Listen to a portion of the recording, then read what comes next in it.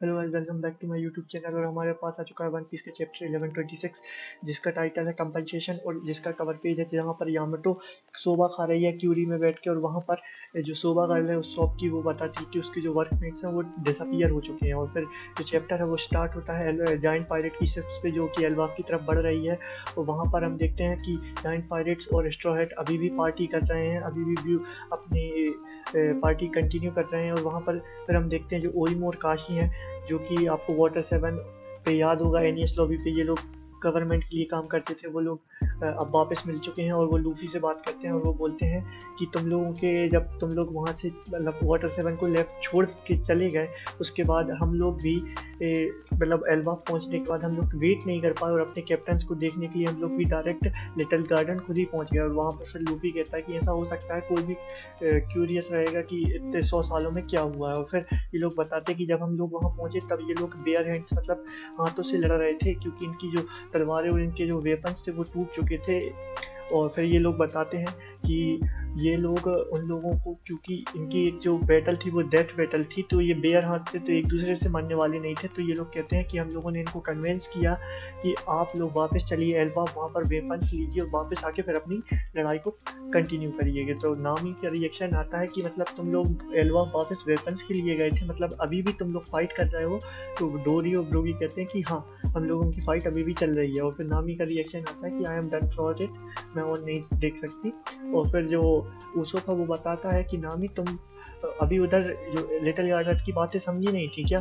तभी ऊसोप मतलब लूफी कहने लगता है ऊसोप से कि अरे ठीक है ऊसोप, तुम उसको बता दो। फिर जो सांजी है वो कहता है कि ये बहुत स्ट्रॉन्ग बूज है। तो एक जाइंट उसको पीछे से आके कहता है कि हम लोग इसको कहते हैं ग्रीन फेरी, और इसके पीने से बहुत ज़्यादा चांसेस है कि तुमको हेलुजिनेशन भी हो, मतलब हेलुजिनेशन भी हो सकता है।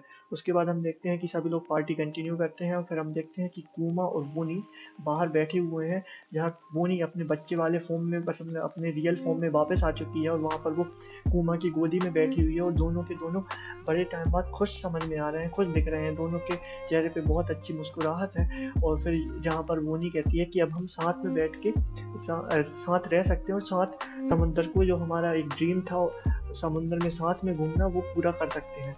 और फिर जो सीन है वो शिफ्ट होता है गैलेटर इसलैंड पे, जहाँ पर हम देखते हैं कि 1 महीने पहले जो बार्थोलोमियो था उसने जो रेड हेयर शेंक्स का जो फ्लैग था उसको जला दिया था उसके उधर के लोगों के सामने।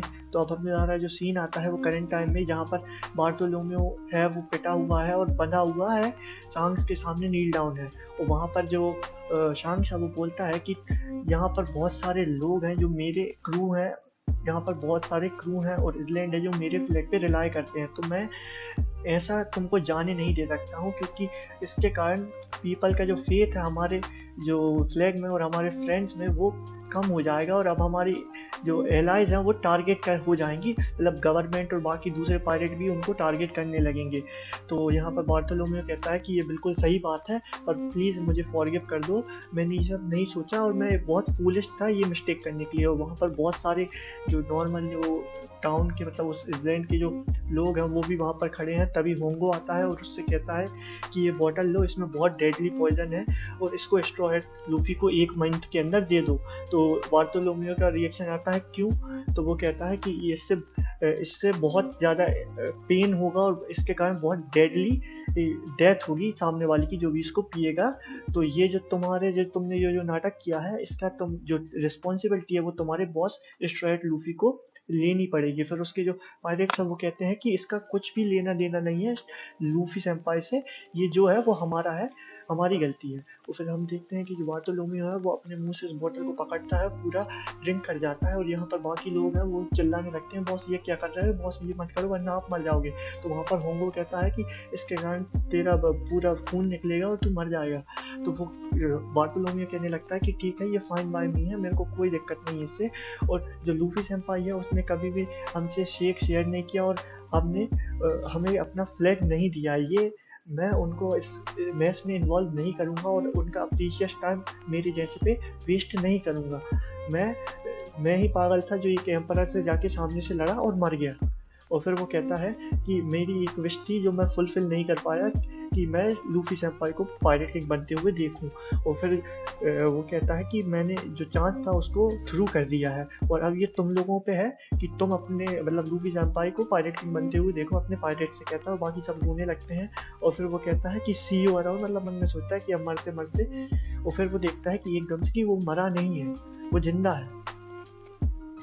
सांग्स उसको जाने देता है। वो एकदम से अपनी शिप में गोइंग लूफी सेंपाई में बैठ के बहुत जो मतलब बैठ के सब लोग उसके पायरेट्स भागने लगते हैं और वो कहते हैं जितने जल्दी हो सके इधर से जितना दूर हो सके उतना दूर जाओ। फिर वो कहते हैं कि ये जो पॉइजन थी मतलब वो फेक थी, इससे लूफी सेंपाई को भी कुछ हर्ट नहीं होता। और फिर वो कहता है बाटल में कहता है मुझे लगा था कि जो एम्परर शैंक्स है वो बहुत रूथलेस हो गए पर ये तो बहुत सॉफ्ट निकले जिससे मैंने एक्सपेक्ट किया था। और फिर ये लोग मतलब बैकम और बैकमैन और शांक्स खड़े हुए हैं और वहाँ पर शांक्स स्माइल करता है। तो वो पूछता है तुम क्यों स्माइल कर रहे हो?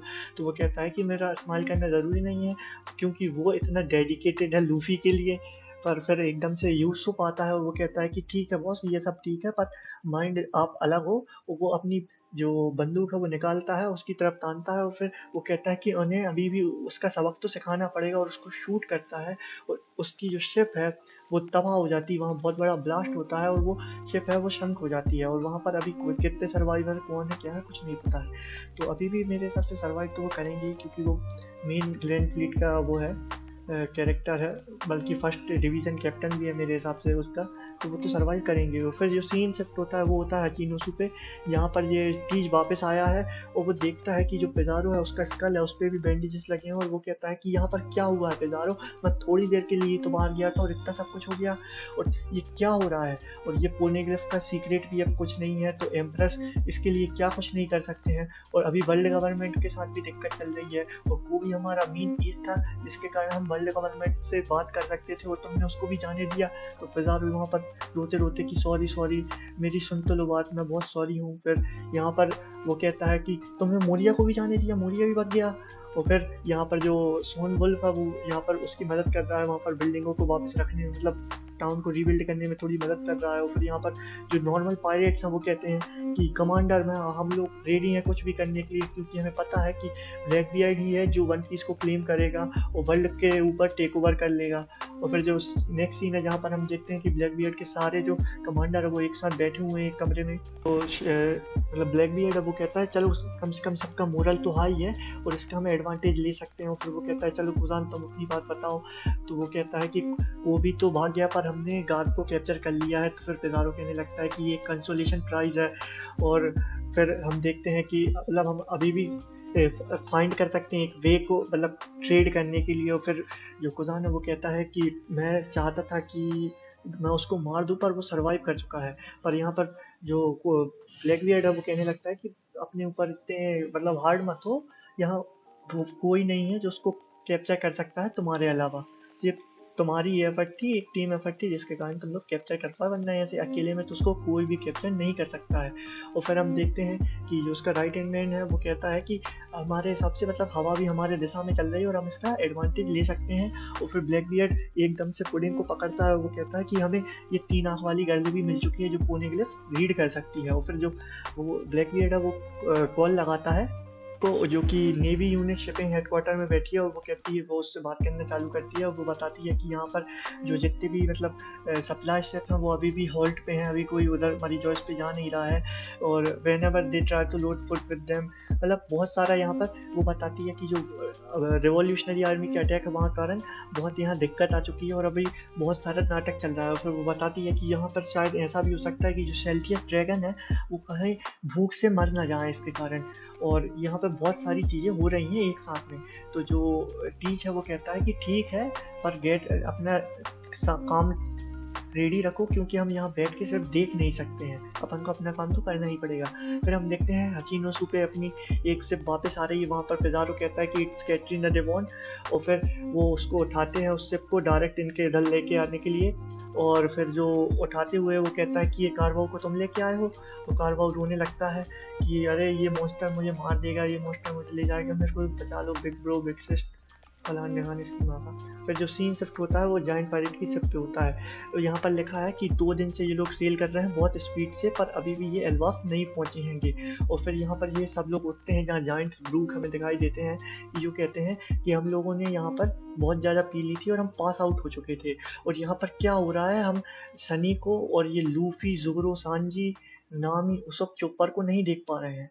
यहाँ हमारे साथ क्या हो रहा है। फिर यहाँ पर फिर जो बाकी लोग हैं, लिलिथ, जिम्बे, सब लोग, बोनी, ये सब लोग लूफी लोगों को ढूंढ रहे हैं, पर ये कोई उनको फाइंड नहीं कर पाते हैं। तभी हम देखते हैं और कि जो जाइंट्स हैं वो कहते हैं कि हम इस तरीके से एल्बाफ नहीं जा सकते हैं। और फिर जो रॉबिन है वो कहती है शायद उनको किसी मछली ने खा लिया होगा। फिर जो फ्रैंकी है वो कहता है कि तुम अपनी ये पागल भरी बातें बंद करो, पर ये सच भी हो सकता है क्योंकि यहाँ की जो मछलियाँ हैं वो बहुत बड़ी हैं। और फिर वो चिल्लाने लगता है कि लूफी तुम कहाँ गए। और फिर आखिर में हम देखते हैं कि नामी को कोई मिस्टीरियस कैरेक्टर उठाता है कि वेकअप नामी। और फिर नामी उठती है और कहती है कि मैंने बहुत ज़्यादा पी ली थी। और फिर नामी जैसे उठ के बैठती है वो देखती है कि ये एक बहुत बड़े रूम में है और उसकी जो आउटफिट है वो एल्बाफ की आउटफिट है, जिसमें उसके पीछे वो स्वॉर्ड रखी हुई है। और इसके साथ चैप्टर ख़त्म होता है जहाँ पर जो नरेटर कहता है where is this forbidden place, ये कौन सी फॉरबिडन प्लेस है। और इसके साथ चैप्टर एंड होता है, no break next week. Thank you guys, अगर आपको अच्छा लगा हो तो लाइक करें, सब्सक्राइब करें प्लीज़, पूरा देखो तो।